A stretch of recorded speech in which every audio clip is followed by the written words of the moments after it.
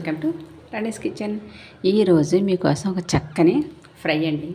అది కాకరకాయ కొబ్బరికారం ఫ్రై.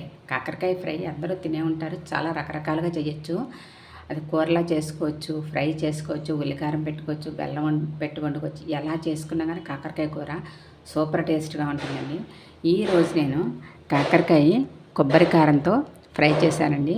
అది ఎలా చేయాలో చూద్దాం. మంచి సూపర్ టేస్ట్గా ఉంటుందండి. రైస్లోకి బాగుంటుంది, సాంబార్లోకి, రసంలోకి కూడా సైడ్ డిష్గా చాలా బాగుంటుంది. ఇలాంటి కాకరకాయ కొబ్బరికాయ ఫ్రై ఎలా చేయాలో చూద్దాం. కాకరకాయ ఫ్రై కోసం ముందుగా నేను ఒక అరకిలో కాకరకాయలు తీసుకున్నానండి. వీటికి పైన ఉన్న దీనిలా తీసేసి కొంచెం చేదు తగ్గుతుందనమాట. మరి మొత్తం చేదంతా పోకూడదు కాకరకాయ కూరకి. కొద్దిగా లైట్గా ఈ పైన ఇది తీసేసుకోవాలి. ఇప్పుడు ఇలా పైన ఈ చెక్కంతా తీసేసుకున్న తర్వాత ఈ కాకరకాయని ఇలా రౌండ్గా చిన్న చిన్న ముక్కల్లా మనం కట్ చేసి పెట్టుకోవాలి. మరీ పెద్ద ముక్కలు కాదు, మరి అలానే చిన్న ముక్కలు కాదు. ఈ విధంగా ఇలా ఈ కాకరకాయలన్నీ తరిగి పెట్టుకుందాం. ఇలా తరిగి పెట్టుకున్న ఈ కాకరకాయ ముక్కల్ని శుభ్రంగా 2 సార్లు మనం ఇలా పిసికేసుకుని కడిగేసుకోవాలండి.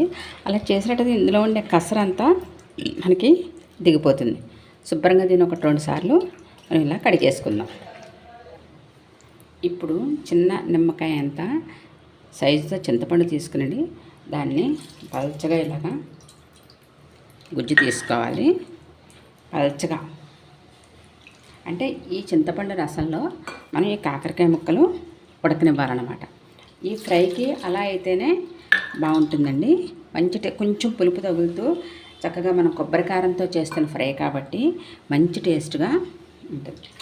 ఇలా మనం పల్చగా చింతపండు పులుసు తీసుకుని ఇప్పుడు దీంట్లో ఈ కాకరకాయ ముక్కలు వేసేసుకొని కొంచెం ఉప్పు, పసుపు వేసుకుని దీన్ని మనం ఉడికించుకోవాలి. సరిపడగా సాల్ట్ వేసుకుని కొద్దిగా పసుపు వేసుకుందామండి. కొంచెం పసుపు వేసుకుని ఇప్పుడు మనం స్టవ్ వెలిగించుకుని దీన్ని చక్కగా ఉడికించుకుందాం. ఇంకొంచెం వాటర్ పోసుకున్నా సరిపోతుందండి ఆ పులుపుకి. ఇది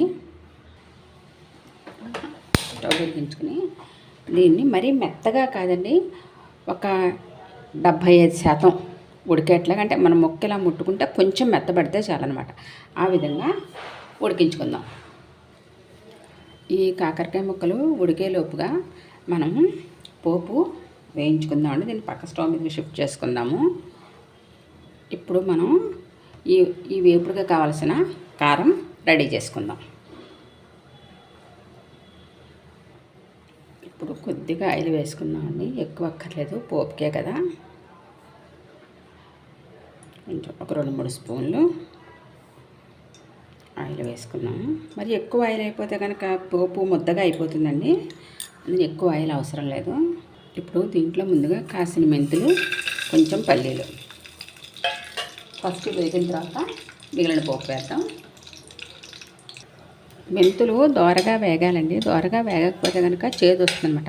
అదే దోరగా వేగితే కమ్మగా ఉంటాయి మనకి. అందుకని ముందు మెంతులు కొంచెం దోరగా వేగనివ్వాలి. ఇప్పుడు దీంట్లో మనం కొద్దిగా శనగపప్పు,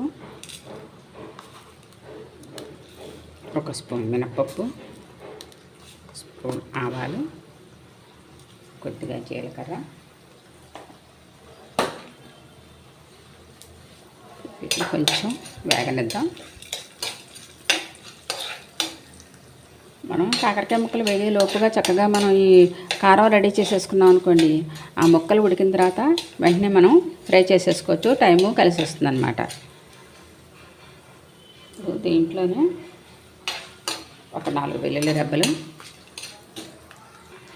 ఒక 3 ఎండుమిర్చి. కొంతమంది కారం కూడా వేసుకోవచ్చండి. కారం అయినా వేసుకోవచ్చు, లేదా మన ఇలా ఎండుమిర్చి అయినా వేసుకోవచ్చు. అది మన ఇష్టం. సరిపడగా కారం, మరి ఎక్కువ కారం అయినా బాగుండదండి. నేను సరే సమానంగా వేస్తున్నాను. ఇప్పుడు ఈ పోపు అంతా మనం చక్కగా దోరగా వేగిపోవాలి. ఇలా చేసుకునే కాకరకాయ ఫ్రై అండి మామూలుగా అన్నంలో నంచుకున్నా బాగుంటుంది, లేదా సాంబార్లోకి రసంలోకి కూడా చాలా సూపర్ టేస్ట్గా ఉంటుందండి. చాలా బాగుంటుంది. మనం కొంచెం లేట్ అవుతుంది కానీ ఇది ప్రాసెస్, కానీ రుచి మాత్రం అమోఘంగా ఉంటుంది. ఇప్పుడు దీంట్లో కొంచెం కొబ్బరి, మనం కొబ్బరి కారం పెట్టి ఫ్రై కదండి ఇది, అందువల్ల కొంచెం కొబ్బరి అన్నీ కూడా తగు మోతాదుల్లో వేసుకుంటే ఏ కూర అయినా ఫ్రైలైనా చాలా బాగుంటాయండి. ఏవి ఎక్కువ వేసేసుకోకూడదు. అన్నీ సరిసమానంగా ఉన్నప్పుడే ఆ కూరకి ఆ ఫ్రైలకి మంచి రుచి అనేది వస్తుంది. ఇప్పుడు వేగిపోయాయి కదా, స్టవ్ ఆఫ్ చేసేసుకుని వీటిని చల్లార్చి మనం మిక్సీ పట్టుకుందాం. మరీ మెత్తగా మిక్సీ పట్టేయకూడదండి, కొంచెం బరకగా మనం మిక్సీ పట్టుకోవాలి. ఎందుకంటే మనం అవి అన్నం తినేటప్పుడు పంట కింద ఈ పప్పులు అవి తగులుతూ ఉంటే మంచి ఇంకండి కాకరకాయ ముక్కలు కూడా చక్కగా ఉడికిపోయాయి. వీటిని ఇలా ఒక ప్లేట్లోకి తీసేసుకుని కొంచెం చల్లారనిద్దాం. ఈ వాటర్ అంతా లేకుండా మనం ఒక ప్లేట్లోకి ఇలా తీసేసుకుందాం. ఇలా ఒక ప్లేట్లో తీసేసుకుని మనం కొంచెం ఒక 10 నిమిషాల సేపు దీన్ని చల్లారనిద్దాము. ఈలోగా మనం పోపు మిక్సీ వేసుకుందాం. కారం రెడీ చేసుకుని పెట్టుకున్నామండి. ఇప్పుడు కాకరకాయ ముక్కలు వేయించుకుందాం. ఇప్పుడు స్టవ్ వెలిగించుకుని కొంచెం ఆయిల్ వేసుకుందాం. ఆ మాత్రం ఆయిల్ పడుతుంది, ఫ్రై అవ్వాలి కదా.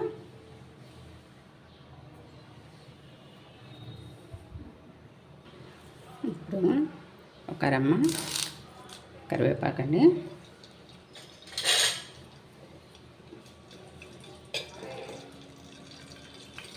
ఇప్పుడు కాకరకాయ ముక్కలు వేసి వేయించుకుందాం.